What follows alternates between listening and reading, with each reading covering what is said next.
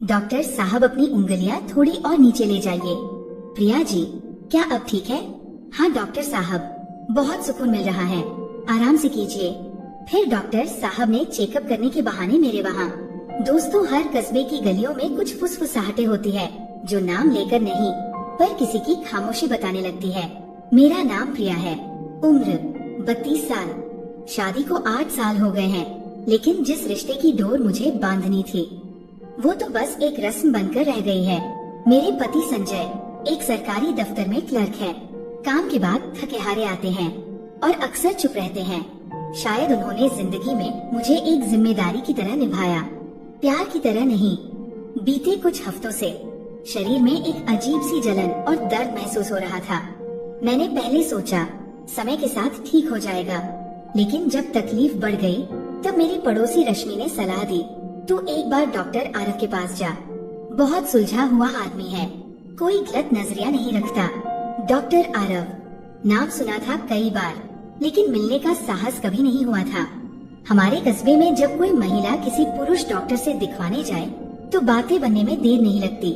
मैं झिझकी, लेकिन जब रात को करवट बदलते बदलते मेरी आंखें भीगने लगी तो मैंने तय किया अब और नहीं सहूंगी। अगली सुबह रश्मि मुझे स्कूटर पर बैठाकर क्लिनिक ले गई। डॉक्टर आरव का क्लिनिक बहुत साधारण था, लेकिन साफ सुथरा और शांति से भरा हुआ। प्रतीक्षालय में 4-5 औरतें बैठी थीं। सबकी नजरें झुकी हुई थीं, जैसे अपनी अपनी उलझनों को अंदर ही छुपा रखा हो। जब मेरा नंबर आया तो मेरे हाथ कांप रहे थे। दरवाजा खोला, डॉक्टर आरव सामने बैठे थे। सफेद कोट, हल्की दाढ़ी और बेहद शांत आंखें। उम्र लगभग 38 रही होगी। प्रिया जी, उन्होंने पूछा मेरी फाइल पढ़ते हुए। जी, मैंने हकलाते हुए कहा। घबराइए मत, बस आराम से बताइए क्या परेशानी है। मैंने आंखें झुका ली। वो कुछ दिन से नीचे बहुत जलन हो रही है और हल्का दर्द भी। कब से ये दिक्कत हो रही है? 2 हफ्ते तो हो ही गए हैं। और क्या आपको पहले कभी ऐसा हुआ है? नहीं। मैंने गर्दन हिलाई। वो कुछ नोट करते गए, फिर उनकी आवाज थोड़ी गंभीर हुई। देखिए, मुझे आपको एक बार जांच करनी होगी ताकि सही कारण का पता चल सके। मैंने तुरंत सिर हिला दिया। नहीं डॉक्टर साहब, बस दवा दे दीजिए ना प्लीज। मेरे गाल लाल हो गए थे।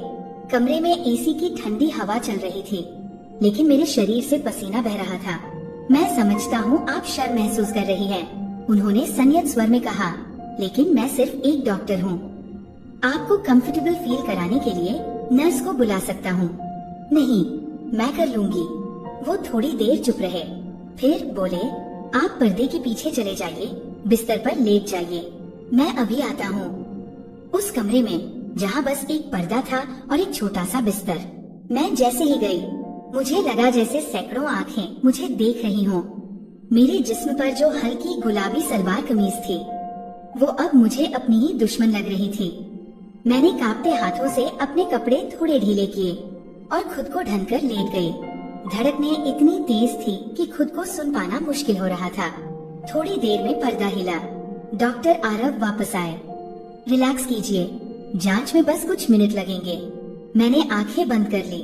उनका स्पर्श बेहद सधा हुआ और संयमित था, लेकिन मेरी आत्मा फिर भी कांप गई। शायद इसलिए नहीं कि उन्होंने छुआ, बल्कि इसलिए कि मैं अब तक खुद से ही नहीं जुड़ पाई थी। जांच पूरी होने के बाद मैं फिर से कपड़े ठीक करके बाहर आई। वो अपनी मेज पर कुछ लिख रहे थे। फिर मेरी तरफ देखा और धीरे से कहा, आपको एक इन्फेक्शन है जो समय रहते पकड़ लिया गया है। क्या ये खतरनाक है? मैंने धीमे स्वर में पूछा। अगर इलाज ना हो तो हो सकता है, लेकिन घबराइए मत, मैं आपको दवा दे रहा हूँ, साथ ही कुछ परहेज भी। जी। फिर उन्होंने पूछा, क्या आपने हाल ही में कोई नया साबुन या प्रोडक्ट यूज किया है? मैंने थोड़ी देर चुप रहकर कहा, हाँ, एक नया साबुन खरीदा था। शायद वही वजह रही होगी। उन्होंने मेरी आंखों में देखा। उनकी नजरें स्थिर थीं, जैसे कुछ पढ़ लेना चाहती हों, या शायद कुछ छुपा हुआ समझ लेना चाहती थी। ठीक है, ध्यान रखिए, 1 हफ्ते बाद फिर से दिखाइएगा। मैंने सिर हिलाया, दवाइयाँ ली और बाहर आ गई। लेकिन कुछ था जो अंदर ही अंदर हिल चुका था। डॉक्टर आरव की आंखों में जो सुकून था वो मेरे घर के हर कोने से गायब था। अगले कुछ दिन बहुत अजीब बीते। दवा लेने के बाद शरीर की तकलीफ कुछ हद तक कम तो हो गई थी, लेकिन मन का एक कोना अब और बेचैन रहने लगा था। हर बार जब आईने में खुद को देखती तो एक अजनबी सी औरत दिखती, जिसकी आंखों में थकान तो थी, पर कहीं गहराई में पलकों के पीछे कोई अनकहा एहसास भी दबा था। डॉक्टर आरव की आंखें, उनका शांत व्यवहार बार बार याद आता, ना जाने क्यों। लेकिन उस मुलाकात के बाद खुद से झूठ बोलना और भी मुश्किल हो गया था। तू फिर से डॉक्टर के पास गई थी? रश्मि ने जब पूछा, मैंने बस गर्दन हिला दी। अरे तो अब दोबारा दिखा देना, आजकल उनका अपॉइंटमेंट जल्दी नहीं मिलता। हाँ, मैंने धीरे से कहा, सोच रही हूँ। और हाँ, मैं गई 1 हफ्ते बाद दोबारा उसी क्लिनिक में। इस बार मैं अकेली थी, ना कोई स्कूटर, ना कोई सहेली, बस एक मैं और मेरे भीतर की बेचैनी। वेटिंग रूम में बैठी मैं अपनी उंगलियां मरोड़ रही थी। क्या कहूँगी, कैसे कहूँगी कि अब शरीर से ज्यादा मन दुखता है। प्रिया जी, उनकी आवाज जैसे कानों में कुछ सुकून सा लेकर आई। मैं मुस्कुरा भी न सकी, बस धीमे कदमों से उनके कमरे में दाखिल हुई। कैसी तबीयत है अब? उन्होंने पूछा, वही सहज मुस्कान लिए। थोड़ा बेहतर, मैंने नजरें झुका ली। ये अच्छा है। उन्होंने फाइल में कुछ लिखा, फिर थोड़ी देर चुप रहे। मुझे लगा जैसे वो कुछ कहने जा रहे हों, फिर रुक गए। क्या मैं कुछ पूछ सकता हूँ, अगर आप बुरा न माने? उन्होंने पूछा। जी, मैं थोड़ी चौंक गई। आप बहुत थकी हुई लगती हैं, सिर्फ बीमार शरीर वाली नहीं, जैसे कोई बोझ हो दिल पर। कोई गलत बात तो नहीं कर रहा? मैंने पलकों की कोर से उनकी तरफ देखा। कैसे समझ लिया उन्होंने? नहीं, ऐसी कोई बात नहीं। मैंने झूठ बोला, जैसे हमेशा बोलती आई हूँ। ठीक है, उन्होंने बस इतना कहा और फिर धीरे से पूछा, क्या आपको कोई और तकलीफ हो रही है अब भी? नहीं, शरीर तो ठीक है अब, पर कभी कभी रात को बहुत बेचैनी होती है, नींद नहीं आती, दिल घबराता है। क्या आप अपनी जिंदगी से संतुष्ट हैं? वो सवाल जो किसी डॉक्टर से नहीं, किसी हमदर्द से आता है। मैं नहीं जानती। मेरी आवाज हल्की काम गई थी। डॉक्टर आरव चुप रहे। कुछ देर बाद बोले, देखिए प्रिया जी, इलाज सिर्फ शरीर का नहीं होता, कभी कभी मन का भी करना पड़ता है, और उस इलाज के लिए दवा नहीं, कोई सुनने वाला चाहिए। मैंने उनकी तरफ देखा, उनकी आंखें जैसे कह रही थी, मैं सुन सकता हूँ। अगले कुछ मिनटों तक हम दोनों चुप रहे। मैंने उन्हें देखा, पहली बार गौर से देखा। वो सिर्फ डॉक्टर नहीं थे, किसी अधूरी कहानी के पन्ने जैसे लगे, जो शायद मेरी ही तरह अधूरे थे। आप बहुत सुलझे हुए लगते हैं, मैंने धीमे से कहा, शायद इसलिए कि मैंने भी बहुत कुछ खोया है। क्या खोया? मैंने खुद से पूछे बिना बोल दिया, मेरी पत्नी। उन्होंने नजरें झुका ली। वो 3 साल पहले चली गई, एक दुर्घटना में। तब से मैंने खुद को सिर्फ काम में झोंक दिया, शायद इसलिए मरीजों से अलग तरह से जुड़ जाता हूँ। मैं अवाक रह गई।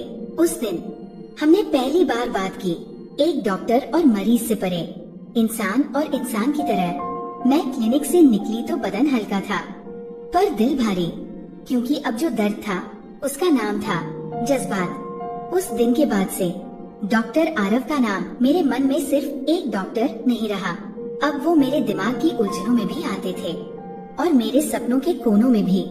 कभी उनकी बातों की गूंज सुनाई देती। इलाज सिर्फ शरीर का नहीं होता, मन का भी। और कभी उनका चेहरा आंखों के सामने तैर जाता। मैं चाहकर भी नहीं रोक पा रही थी। ये एहसास अब बीमारी नहीं था, लेकिन इलाज भी नहीं था। एक शाम मैं क्लिनिक के बाहर खड़ी थी, अपॉइंटमेंट नहीं था, बस एक बहाना चाहिए था। प्रिया जी, आपको अपॉइंटमेंट नहीं था ना? क्लिनिक की रिसेप्शनिस्ट ने पूछा। हाँ, बस रिपोर्ट दिखानी थी। मैंने झूठ कहा। मेरी झूठ बोलने की आदत अब आदत नहीं, लाचारी बन चुकी थी। जब मैं उनके सामने बैठी तो वो थोड़ा चौंके। आप अचानक? उन्होंने कुर्सी से उठते हुए कहा। रिपोर्ट थी दिखानी, वैसे कोई खास बात नहीं। मैंने नजरें चुराई। उन्होंने रिपोर्ट ली, देखी नहीं, बस मेरी आंखों में देखा। आप ठीक नहीं लग रही। सब ठीक है? मैंने जवाब नहीं दिया। वो चुप रहे, फिर बोले, प्रिया जी, क्या आप चाय पियेंगी? चाय? मैं चौंकी। डॉक्टर और मरीज के बीच की रेखा धुंधली होने लगी थी। यहाँ नहीं। पास ही एक जगह है। कुछ देर बाद हम क्लिनिक से बाहर थे। छोटा सा कैफे, 2 कप चाय और ढेर सारी चुप्पियाँ। आप अकेली है क्या? आरव ने पूछा। कभी थी नहीं, अब हूँ। मेरे शब्दों में दर्द था जिसे मैंने कभी जोर से नहीं कहा। पति है, पर जैसे होते हुए भी नहीं है। हमारे बीच अब रिश्ते सिर्फ जिम्मेदारियों की तरह बचे हैं।